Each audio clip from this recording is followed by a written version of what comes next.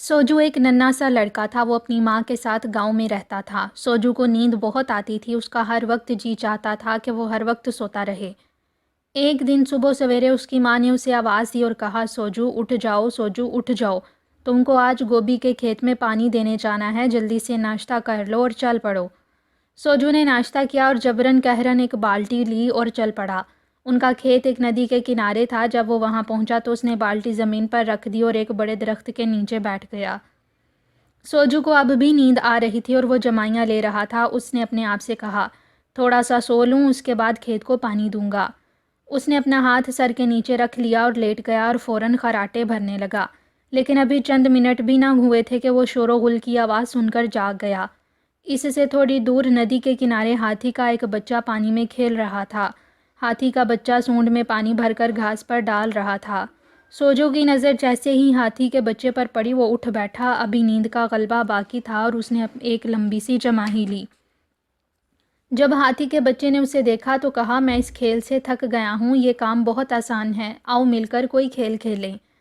अचानक सोजू को कुछ ख्याल आया। वो हंसा और बोला, दरिया के किनारे घास पर पानी छिड़कना तो आसान है, लेकिन दूर तक पानी ले जाना मुश्किल काम है। तुम अभी बहुत छोटे हो, ये काम नहीं कर सकते। हाथी के बच्चे ने बिगड़ कर कहा, क्यों नहीं, मैं हर जगह पानी छिड़क सकता हूँ, बताओ कहाँ छिड़कूँ। सोजू ने कहा, नहीं, इसका कोई फ़ायदा नहीं है, बेहतर है कि तुम इसी खेल में मशगूल रहो। हाथी का बच्चा उसके करीब आया और बोला कि बताओ वो कौन सी जगह है जहाँ मैं पानी नहीं छिड़क सकता। सोजू ने गोभी का खेत उसे दिखाया और बोला, ये नदी से बहुत ज़्यादा दूर भी नहीं है, अपनी सूंड में पानी भर लाओ और मेरे साथ आओ ताकि मैं तुम्हें करीब से वो जगह दिखा दूँ। हाथी के बच्चे ने अपनी सूंड में पानी भर लिया और सोजू के पीछे पीछे चल पड़ा। जब वो गोभी के खेत के करीब पहुंचे तो हाथी ने गोभी के खेत के अगले हिस्से पर पानी छिड़क दिया। सोजू ने शरारत से कहा, यह तो बहुत अच्छा खेल है, अगर तुम इसी तरह पानी लाते और खेत में डालते रहे तो जीत जाओगे और लोग तुम्हें एक चालाक हाथी समझने लगेंगे। हाथी का बच्चा ये सुनकर खुश हो गया और नदी की तरफ दौड़ने लगा ताकि गोभी के खेत में पानी लाकर डाले। हाथी का बच्चा नदी से पानी ला लाकर खेत में डालता रहा। फिर सोजू से बोला, अब मैं जीता या नहीं। सोजू ने खेत पर एक नज़र डाली और बोला, नहीं, अभी तो आधे खेत में भी पानी नहीं पड़ा है और तुम अभी से थक गए, इस तरह तो तुम हार जाओगे। हाथी के बच्चे ने घबरा कर कहा, नहीं नहीं सोजू, मैं थका नहीं हूँ, मैं हारूंगा नहीं, मैं जीत कर दिखाऊंगा। सोजू ने कहा, ये बात है तो फिर चलो पानी डालो। हाथी का बच्चा भाग भाग के नदी से पानी लाने लगा और खेत में डालने लगा, यहाँ तक कि पूरे खेत में पानी पड़ गया। इसके बाद वो सोजू के पास आया और बोला, अब बताओ मैं जीता कि नहीं। सोजू ने गोभी के खेत पर एक नज़र डाली और खुश होकर बोला, शाबाश, अब तुम जीत गए, अगले हफ्ते भी यहाँ आकर खेत में पानी डाल देना, अब तुम एक होशियार हाथी हो। हाथी का बच्चा खुश हो गया और वहाँ से चला गया। सोजू ने जमाही ली और एक दरख्त के नीचे बैठ गया। उसने फिर अपना हाथ सर के नीचे रखा और सो गया। कुछ देर के बाद उसकी माँ वहाँ आई। सोजू सो रहा था। उसकी माँ ने गोभी के खेत को देखा तो बड़ी हैरान हुई। अपने आप से कहने लगी, सोजू ने पूरे खेत में पानी कैसे डाल दिया। फिर उसने सोजू को नींद से जगाया और प्यार करके बोली, शाबाश बेटे, तुम बड़े होशियार हो। दूसरे दिन सुबह जब सूरज निकल आया तो सोजू की माँ ने सोजू को जगाया और बोली, बेटे उठो, आज तुम्हें करम कल्ले के खेत में घास फूस साफ करना है। सोजू आंखें मलता हुआ उठा और नाश्ता करके करम कल्ले के खेत की तरफ चल पड़ा। जब वो खेत पर पहुंचा तो उसे रोना आ गया। करम कल्लों के दरमियान बेशुमार घास फूस उगी हुई थी। वो अकेला तमाम घास फूस साफ नहीं कर सकता था। अभी वो सोच में था कि क्या करे। उसे एक गाय खेत के करीब चरती नजर आई। सोजू सोचने लगा। फिर वो गाय के करीब गया और बोला, ये घास हमारी है, तुम बगैर इजाज़त इसे कैसे खा रही हो। गाय बोली, मैं भूखी हूँ, क्या खाऊं।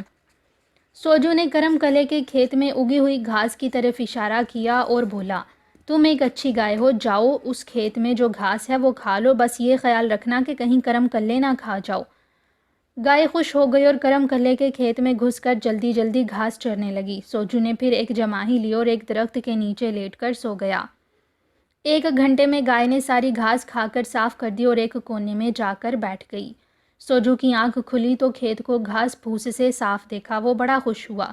गाय उठकर उसके पास आई, उसका शुक्रिया अदा किया कि उसने उसे खेत में घास खाने की इजाज़त दी। सोजू बोला, जब जी चाहे यहाँ आकर घास खा लिया करो। गाय खुशी खुशी चली गई। दोपहर के करीब सोजू की माँ आई। उसने देखा कि खेत की सारी घास साफ़ हो गई है। उसने खुश होकर सोजू को प्यार किया और अपने साथ घर ले गई। अगले दिन जब सोजू नींद से बेदार हुआ तो उसकी माँ ने कहा, सोजू खेत में जाओ और गाजरें निकाल लाओ। सोजू ने नाश्ता किया और बेदिली से खेत की तरफ रवाना हो गया। वहाँ पहुंचकर वो ज़मीन में से गाजरें निकालने लगा। ज़मीन सख्त थी और गाजरें मुश्किल से निकल रही थीं। सोजू ने चंद गाजरें ही निकाली थीं कि थक कर बैठ गया। इसी दौरान उसकी नज़र कुछ खरगोशों पर पड़ी। खरगोश नदी में पानी पी रहे थे। सोजू ने जब उन्हें देखा तो एक तरकीब उसकी समझ में आई। वो खरगोशों के पास गया और बोला, मैंने सुना है खरगोश गाजरें बहुत पसंद करते हैं। खरगोशों ने कहा, हाँ, हमें गाजरें बहुत पसंद हैं। सोजू ने कहा, अच्छा तो मेरे साथ आओ, मैं तुम्हें गाजरें दूंगा। सोजू ने जो गाजरें निकाली थीं वो सब खरगोशों को दे दी और बोला, तुम बहुत छोटे हो, खेत में से गाजरें नहीं निकाल सकते। एक खरगोश बोला, नहीं, हम बहुत ताकतवर हैं और हर तरह की ज़मीन से गाजरें निकाल सकते हैं। सोजू ने कहा, अच्छा तो क्या तुम इस खेत की सारी गाजरें निकाल सकते हो?